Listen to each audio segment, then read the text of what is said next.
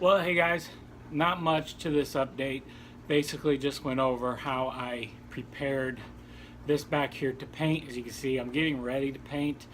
I'll show that in the next update. That's going to be probably a little bit longer, significantly longer update, done in sections, because this is a three section process that I'm going to do to paint all these rocks. So that's the first step, painting the rocks, and then painting probably the river basin area and all the rest for landscaping. So stay tuned, I'll show you that, and also look for the next update where I actually get to do some painting, which I've been looking forward to. So hopefully I get to that here in just a little bit. So guys, stay tuned, I'll show you some things, and I'll see you in the next update. Thanks. Well, hey guys, I'm back at the mountain again, and I'm just doing some plastering. I've done over here, as you can see. It's looking pretty good. Basically, I'm just giving a light coat, covering the holes on here, and just trying to fill these little holes so it looks more rocky when I do paint it, which that'll be in a three-step process, which I'll show you guys. So I'm just trying to keep this rock shape to it like I like. It's turned out really well. It's going to look even better with the plaster on there. It'll look very rocky.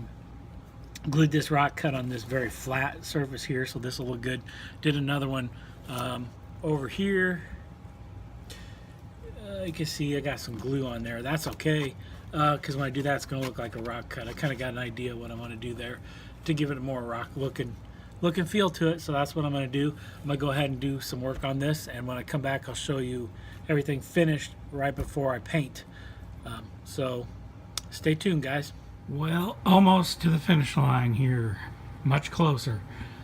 So I've covered this with mostly plaster. I think from here on out it's just little spots that will need to be touched up where it was kind of thin, because I think this really needed 2 coats of plaster cloth, but materials and I did what I had to do with what I had.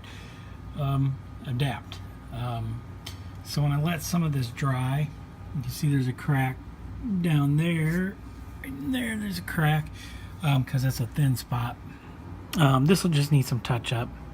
There's a little bit of cracking in here, may need a touch up. Overall though, it's pretty solid.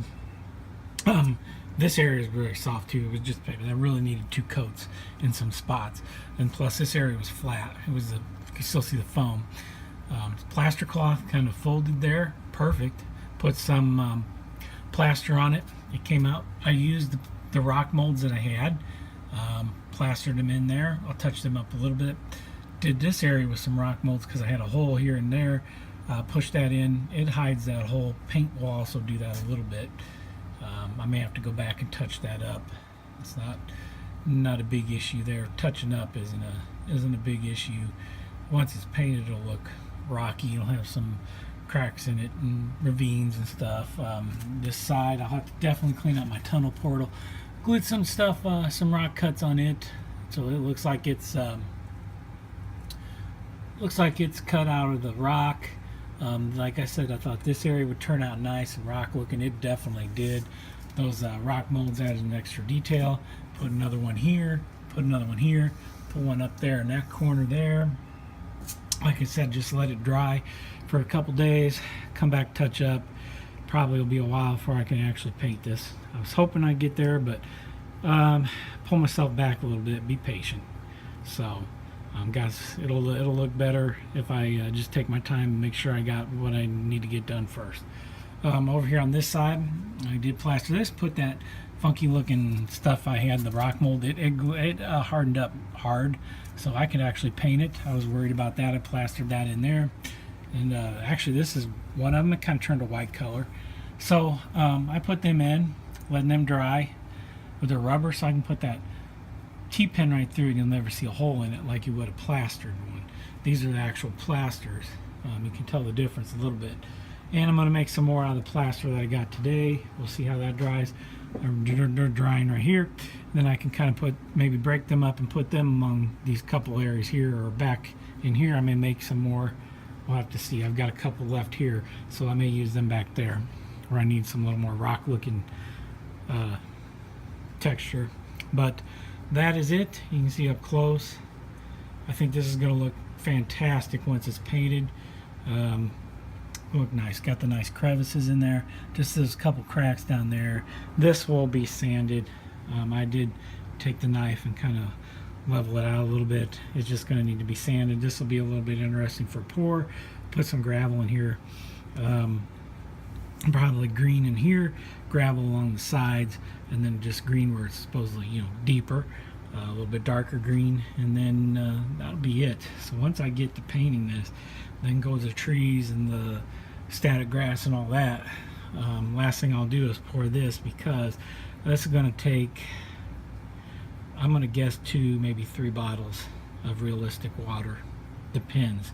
It really depends. I'll try to seal it up some more, but we'll see. We'll see how it goes. I definitely think the first pour may take 2 bottles. And hopefully maybe that does it, because it's very shallow. I'm really hoping that's the case, because those are expensive. So we'll see how this turns out here. I was looking at the river, now we're looking at this wall. This wall turned out better than I thought. This whole area up here turned out nice.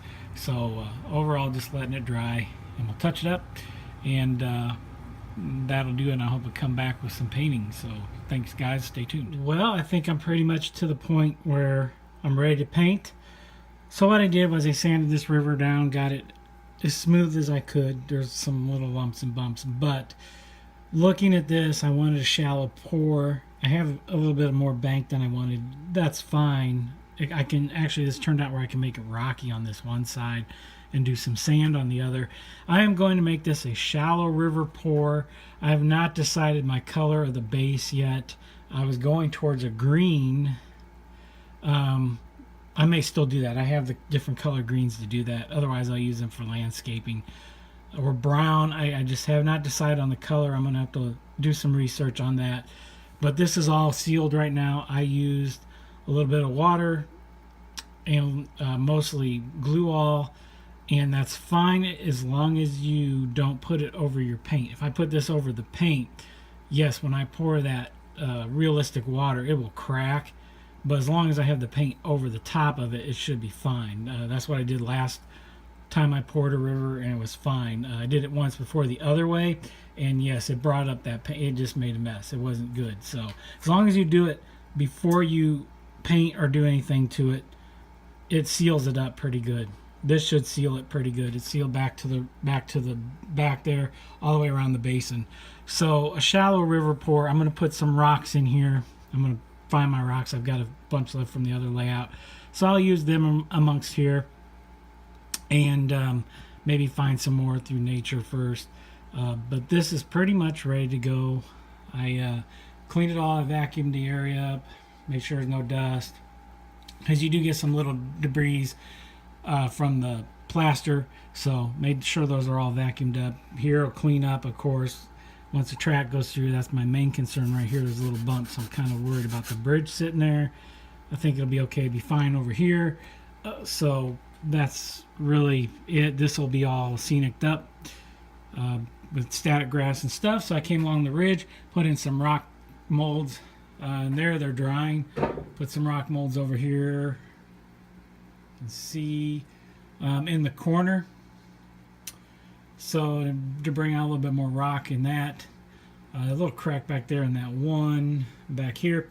Probably put a tree actually around these two back here, these bigger ones.